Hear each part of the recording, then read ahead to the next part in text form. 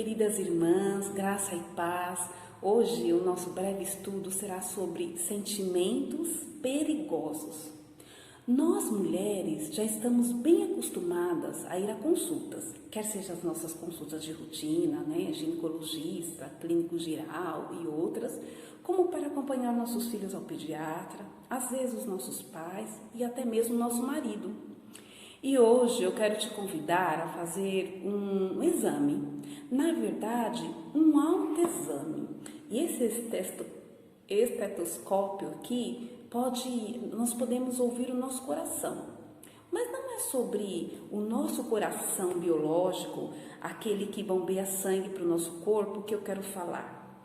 Eu quero falar sobre o nosso coração, a sede das nossas emoções, que é provável que se localize no nosso cérebro. Por quê? Porque a palavra de Deus diz, lá em Provérbios 4:23, diz assim: acima de tudo que se deve guardar, guarda o teu coração, porque dele procedem as fontes da vida. Sobretudo que se deve guardar, ou acima de tudo que se deve guardar, guarda o teu coração, porque dele procedem as fontes da vida. Sendo assim, hoje eu quero despertar nossa atenção para alguns sentimentos perigosos. Isso mesmo, perigosos, porque podem estar afetando a nossa saúde, tanto a nossa saúde espiritual, ou seja, a nossa comunhão com Deus, como a nossa saúde física, Pode estar nos trazendo insônia, estresse, dor de cabeça, gastrite, perda de cabelo, doenças na pele. E eu estou dizendo que podem estar relacionadas, não estou dizendo que é a principal causadora disso. Isso aí é só o médico que vai te falar. E o primeiro sentimento perigoso que eu quero pensar com vocês é sobre a culpa. A culpa é esse sentimento que pode nos visitar raramente, frequentemente, ou já ter feito morada no nosso coração.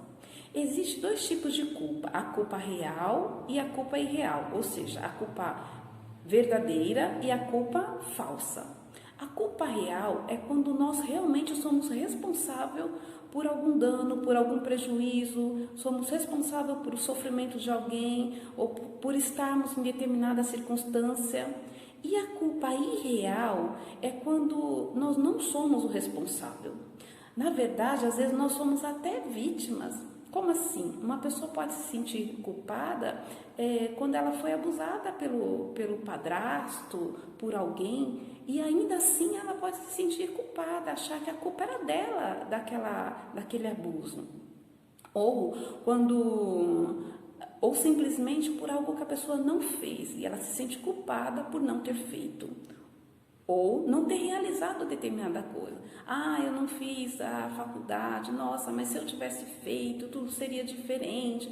Ou eu não fui naquela empresa, eu não fui admitida naquela empresa. Se eu tivesse aceita naquela empresa, tudo seria diferente. Então, a pessoa pode se sentir culpada por alguma coisa que não aconteceu. Normalmente, nós somos cruéis conosco, porque pense bem, se sentir culpado, por mais peso que a gente ponha nessa culpa, isso será incapaz de mudar, de fazer com que aquela situação lá do passado aconteça novamente. Nós não temos essa coisa, por mais que eu lembre, por mais que eu sinta culpada, eu não consigo, não está no nosso poder voltar àquela situação e fazer com que ela aconteça novamente para que eu faça tudo do jeito que eu acho que deveria ser, certo? Então, o que acontece? Como ficou no passado, nós ficamos o quê? Aprisionando o nosso coração. Nós aprisionamos o nosso coração e a culpa fica ali como uma pedra, impedindo que a gente usufrua da vida abundante mencionada em João 10:10, que Deus nos diz que Ele quer que tenhamos uma vida abundante. Romanos 8:1 diz: portanto agora já não há condenação alguma para os que estão em Cristo Jesus. Ou seja, quando nós confessamos a nossa culpa, seja ela real ou irreal, Deus nos perdoa.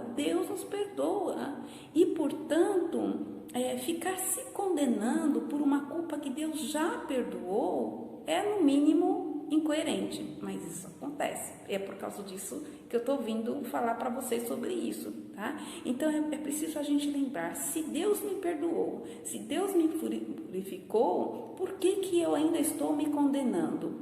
Romanos diz o quê? Nenhuma condenação há para os que estão em Cristo, né? 1 João 1,9 diz que se o Filho de Deus nos libertar, aliás, diz que se confessarmos nosso pecado, Ele é fiel e justo para nos perdoar os pecados e nos purificar de toda a injustiça. Isso tem que ficar bem lembrado na nossa memória. O segundo sentimento que eu quero compartilhar com vocês é sobre a inveja. A inveja é um sentimento que brota em nosso coração como fruto de comparações injustas. Injustas por quê? Porque geralmente comparamos as qualidades dos outros com os nossos defeitos. E isso nos traz frustração. Nos traz frustração, esse tipo de comparação. Isso vai amargando, perturbando o nosso interior, como descreve o salmista lá no Salmo 73. Ele diz que a presença desse sentimento foi mudando ele, a presença da inveja foi mudando ele. A inveja faz com que nós começamos a enxergar a realidade distorcida. Como assim? Eu começo a ver só o que eu não tenho e não a ver o que eu tenho, né? O que Deus me deu, as bênçãos que Deus me deu, os talentos que Deus me deu. Eu fico olhando só aquele talento que eu não tenho. O salmista diz que o coração dele, que ele foi se tornando ignorante e embrutecido. Veja só, o coração de um invejoso vai fazendo com que ele sinta prazer pelo mal alheio, por aquilo que não deu certo na vida do outro. Se ele invejava o casamento de alguém, ele começa e o coração dessa pessoa, aliás, o casamento dessa pessoa começa a desandar, a não dar certo, ele se sente feliz, ele se sente satisfeito, né, por aquele casamento estar desandando. E nós temos que tomar cuidado, porque a mídia, né, o Facebook, a televisão, às vezes as programações que a gente assiste, ela vai o quê? Ela vai alimentando a nossa inveja. Temos que estar muito atentos a tudo isso. É preciso reconhecer a existência dela no nosso coração, reconhecer que nós tivemos esse sentimento: Senhor, eu senti inveja, Senhor, eu estava sentindo inveja, ou eu sinto inveja. Pedir perdão e procurar mudar os nossos hábitos. O que eu fazia que alimentava esse meu sentimento? Então, eu tenho que mudar, eu tenho que fazer diferente e valorizar as qualidades que Deus nos deu, valorizar a capacitação que Deus nos tem dado. O outro sentimento é a raiva, o ressentimento. A raiva, não a raiva momentânea, aquela raiva passageira que eu sinto quando eu bati o dedinho no móvel, ou quando queimou o feijão, ou alguém furou a minha fila. Essa raiva, ela é momentânea. Apesar de que com essa a gente também deve tomar cuidado, porque às vezes nessa raiva a gente acaba falando coisas que não deveria falar, ou algumas pessoas até incorrem no erro dos xingamentos, né? Então a gente tem que vigiar o tempo todo. Mas a raiva que eu quero mencionar é a raiva duradoura, aquela que você nutre há meses, há anos, às vezes até mesmo há décadas, de alguém que te magoou, que te humilhou, que não te respeitou, que não te amou, que não te ajudou, ou que te trouxe problemas, que tirou algo de bom de você, que te impediu de fazer algo. Essa raiva que nós vamos nutrindo, esse ressentimento, esse ódio, ele precisa ser tratado, Por quê? Porque ele é como um fel que vai amargando todo o nosso coração. E a nossa vida, a nossa alegria, vai tirando a nossa alegria, vai tirando, né, o nosso vigor, e vai regando o nosso coração com desejos de vingança. Às vezes, não um desejo de vingança, de ir lá e atirar na pessoa, alguma coisa assim, mas de tramar coisas para que aquela pessoa seja prejudicada. Então, é por isso que ela tem que ser tratada. Provérbios 4:4 diz: na vossa ira não pequeis, consultai o coração no travesseiro e aquietai-vos. Ou seja, consultai o coração no travesseiro. Nós devemos consultar o nosso coração, o sede dos nossos sentimentos e ver, não somente consultar em relação à ira, mas consultar em relação à culpa, em relação à inveja e algum outro sentimento que percebemos que não é da vontade de Deus. O medo também, existem outros, eu falei aqui só de 3, tá? Então, o primeiro passo qual é? Identificar o sentimento. Identifiquei, então eu preciso colocá-lo diante de Deus. Senhor, eu pensei aquilo, eu senti aquilo, eu fiz tal coisa. Coloca diante de Deus, tintim por tintim, de tudo que você passou naquele momento. Peça a Ele perdão, se foi uma culpa real, se foi uma culpa irreal, que Ele te perdoe. Se a inveja teve razão de ser ou não teve razão de ser, que Ele te perdoe também. E se você estava nutrindo raiva, ira, que o Senhor também tenha misericórdia e te perdoe. Pedindo perdão de Deus, o próximo passo é se perdoar. Se perdoe. Se Deus ele não te culpa, por que você vai ficar culpando? Se Deus lança fora os seus pecados, por que você vai ficar se lembrando deles? Tá?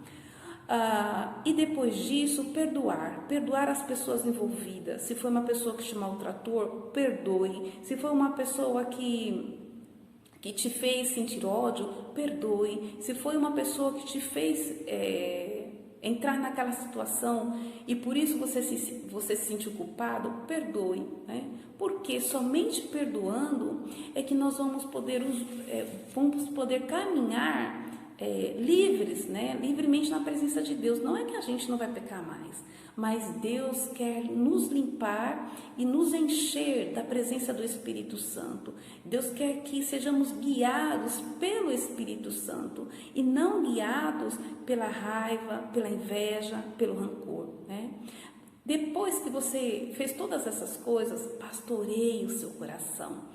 Pastoreie o seu coração. Por quê? Porque você está sujeito a que isso aconteça outras vezes. Então é preciso pastorear, vigiar sobre tudo que se deve guardar. Guarda, pois, o teu coração. E nós vamos ver no versículo que diz lá em 2 Crônica 7,14, quando Deus diz: se o meu povo que se chama pelo meu nome se humilhar, orar e buscar a minha presença e se desviar dos seus maus caminhos, então eu ouvirei dos céus, perdoarei os seus pecados e sararei a sua terra. Pensando neste versículo, vamos ver que Deus coloca lá: e se o meu povo que se chama pelo meu nome se humilhar, orar, me buscar, se desviar dos seus maus caminhos. Às vezes os maus caminhos não estão nas coisas de fora. Às vezes os maus caminhos estão nos nossos sentimentos, no que nós estamos fazendo, né? E colocando a nossa vida em ordem, nós vamos ver que Deus trará bênção para nós, para a nossa família, e Ele promete o quê? Bênção até para a nossa nação. É preciso, então, nos desviar dos maus caminhos. Que esse pequeno estudo seja bênção na sua vida, ou que você possa ministrar isso na vida de uma outra pessoa da sua família, ou colega de trabalho, quem quer que Deus coloque próximo de você. Fiquem na paz, e um beijo no coração de todas.